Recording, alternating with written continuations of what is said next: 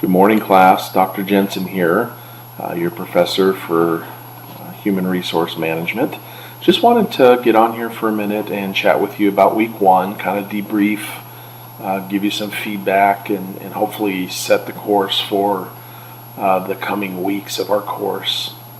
Week one overall, you guys did a good job. Week one, we had 2 discussion forums, which we won't always have 2 discussion forums. Typically on the weeks where you have a paper due, you'll only have 1 discussion forum. And then if there's a week where you don't have a paper due, such as this week one, then I usually have 2 discussion forums. I think that'll only happen once more. I think it's in week 3 where you'll have 2 discussion forums and no papers. But overall, you guys did pretty good in the discussion forum.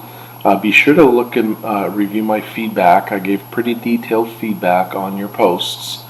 And then keep in mind, so with each discussion forum, there's an initial post due, and that's a good, strong, solid response to the discussion prompt that's presented for that discussion forum. One thing to keep in mind is you'll notice many times the discussion prompt will have many questions built into it. So it won't just be a simple, and I'm not looking for a simple response. I'm looking for a very well-developed response, but just keep an eye out, because you'll often have to respond to 2 or 3 or 4 questions within your initial post. So as a general guideline, I don't necessarily count words, but just, some students say, what kind of length are you looking for? As a general guideline, I would be looking at a minimum of 200 words for an initial post. So a good initial post often are 300 or 400 words. It doesn't need to be a book, but it does need to reflect thought, and it needs to reflect your wrestling with the concept and really trying to grasp it and understand it. That's what I'm looking for. So a good solid initial post is due for each discussion forum. And then there's 2 reply posts that are due with each discussion forum as well. These reply posts typically are not as long as an initial post, but they should still be substantive. So again, with a reply post, kind of looking at a guideline of length, you're looking at probably at least 100 words for a good solid reply post.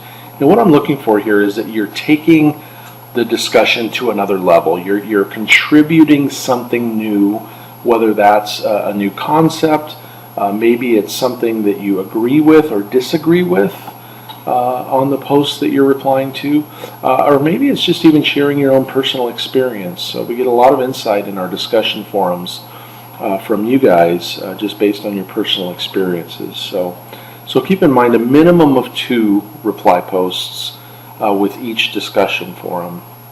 And then another thing that just, I gave you guys some feedback, some of you on this, something that just shows me that you're really engaged in the discussion forum, that you're really making an effort and you're trying to keep our discussion going, is that if you go in and monitor your own initial post thread and respond to colleagues who reply to you. This shows a higher level of engagement. It shows that you're being professionally courteous and that you're responding to your colleagues who've replied to your post. So keep in mind, these don't count as your minimum of 2 reply posts. Your reply post should be direct replies to one of your colleagues' initial post. But monitor your own initial post thread, and as your fellow students, as your colleagues are going in and replying to your initial post, go ahead and respond to them and just keep that conversation going. That's what's going to make a good, full and robust discussion forum in our course. You'll notice I make an attempt to be involved in the discussion forums, and when it comes to online learning, I truly believe that the most powerful learning tool we have is the online discussion forums, just because that's where we can share our understanding, share our knowledge, share our experiences. And one way you can tell how much I value discussion forums is you can look at how much they're weighted in terms of your overall grade in the class. They're worth almost 45% of your overall grade in the class. So that signifies from a professor standpoint, when I value a particular assignment more, I weight it more. And so you'll notice that our discussion forums are just under 45% of your overall grade in the class. So just keep those things in mind that I've shared with you today. If you have any questions whatsoever, please don't hesitate to reach out to me. Email is probably the best. If we need to jump on a video conference, we can do that. If you want to call me, I've provided my cell phone number for you in the course syllabus. So just don't hesitate at all to get a hold of me. Just real quick before I let you go, looking at this week ahead, week 2, we have one discussion forum this week, and it has to do with the progressive discipline process that you're going to read about this week. So asks you to kind of describe that process, and it asks you to talk about your organization's process, or if your organization, if you're currently not working, you can use an organization that you've previously worked for, one that you're familiar with. So engage in that discussion forum this week, and then also note that your first paper for this class is due this week, due by Sunday night, and that's Life Lab number 1, where it asks you to review the human resource management functions that are outlined in Chapter 2 of our text from last week. So keep in mind those 4 functions that are listed in Chapter 2 are staffing, training, motivation, and maintenance. So this Life Lab paper asks you to kind of identify where those functions are carried out. Perhaps it's in HR, perhaps it's by particular managers in the organizations. In a small organization, maybe the owner does it all. So again, keep in mind that not all organizations have a human resource department, so that can kind of what that looks like in each organization can really vary from company to company. So anyways, take a look at the requirements for that paper in the course syllabus. Life Lab papers, they're more informal papers.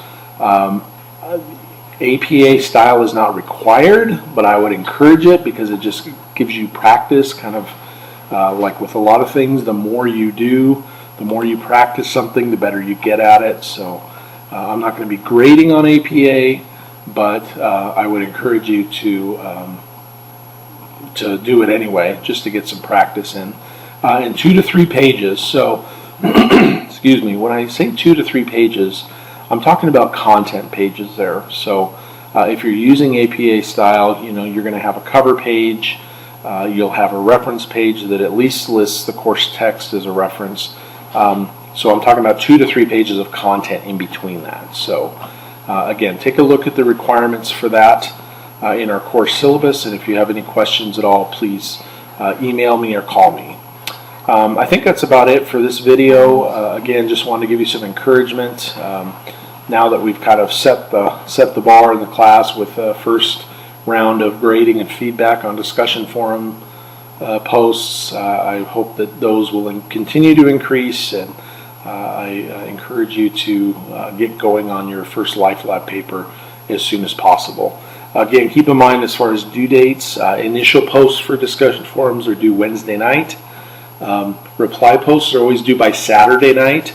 And again, my hope is that you're in there between Wednesday and Saturday engaging and dialoguing with your colleagues and me. And then Life Lab papers are always due by Sunday night. So if you have any questions, don't hesitate to contact me, either email or phone. I'm enjoying the class so far. I hope you are too. And I will see you online.